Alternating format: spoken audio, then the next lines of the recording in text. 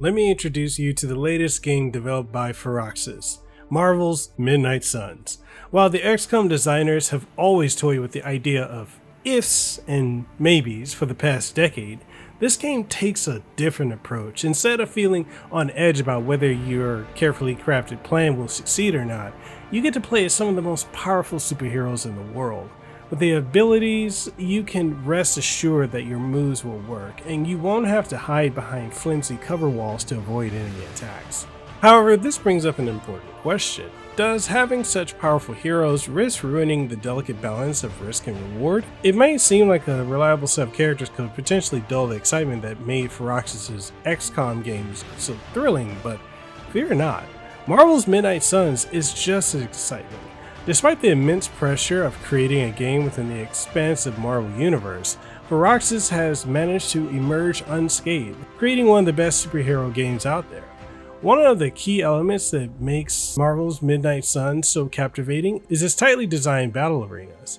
By removing the cover mechanic, the game provides an experience reminiscent of Into the Breach, where crowd control and manipulating enemy positions became paramount. The game equips you with a deck of cards drawn from the 3 superheroes you bring into battle, along with interactive objects scattered throughout the map.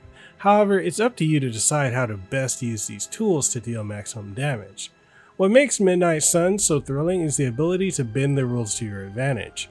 You're dealt 8 cards per hero, but you can only play 3 per turn. Moreover, missions often require more than just clearing out enemies with tasks such as retrieving and protecting artifacts, closing portals, and taking down Hydra's getaway vehicles. On top of that, more enemy reinforcements arrive at the end of every turn, making it more challenging to come out on top. Nevertheless, the game's joy lies in figuring out how to stretch your resources to the maximum, and pushing your limits before calling it a day. Marvel's Midnight Suns shakes things up by removing cover from the equation, allowing for a puzzle box style gameplay, where manipulating enemy positions and crowd control takes center stage. You are given a set of tools, including a deck of cards and interactive objects on the map, to combine and maximize your attacks. The joy of the game lies in twisting and bending its rule set to your advantage, seeing how far you can stretch a single turn before giving in. Each hero has a set of cards that can be played in a turn with different abilities and effects.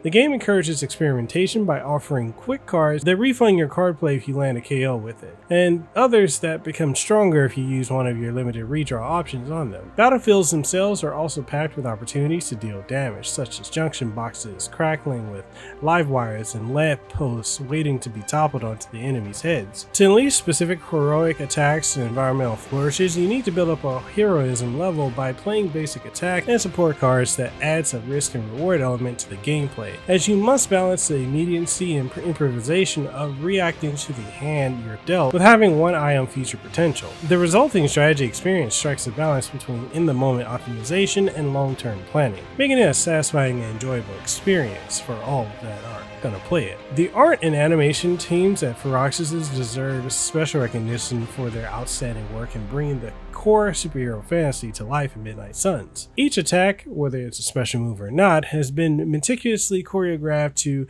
give the player a sense of empowerment and satisfaction. The use of slow motion, screen shake, and sound design enhances the experience and immerses the player in the game. The developers have a deep understanding of what makes Marvel appealing to fans, which is evident in every aspect of the game, especially during downtime when players can explore their base of operations. The Abbey, located in a pocket dimension near Salem, Massachusetts, is the equivalent of the Normandy in Mass Effect, where players can interact with other superheroes and explore their surroundings.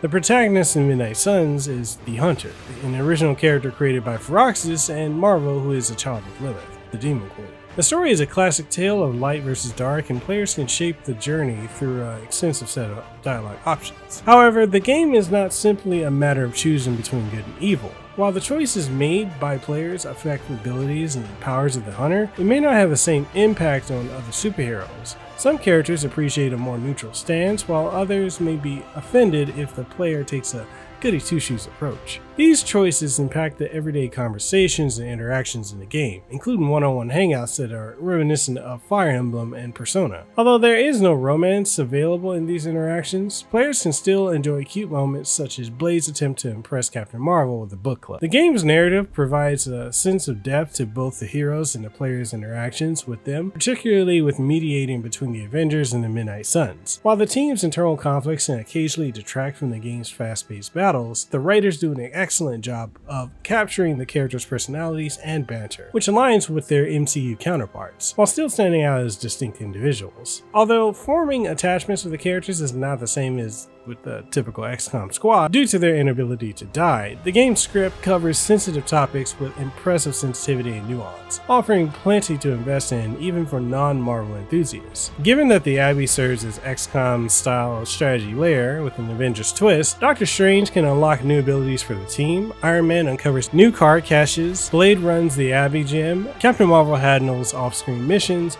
all of which provide bonuses and rewards to help strengthen the deck. While not as complex as XCOM's metagame layer, this feature still adds depth to the game while maintaining accessibility to a broad audience. What's also interesting is that Marvel's Midnight Suns has a social side that scratches the same itch as Fire Emblem and Persona, making the quieter moments just as important as its turn-based battle. Although XCOM also has this feature, Marvel's Midnight Suns offers more. The game is a more authored experience, with a competent team handling the story. The game is large and sprawling, but manages to avoid the bloat that often comes with ambitious games, keeping its brain and brawn lean and inextricably linked. It is a guaranteed hit for Marvel and strategy fans alike, and although Firaxis could return to XCOM if they wanted, it's great to see them try something new and ambitious.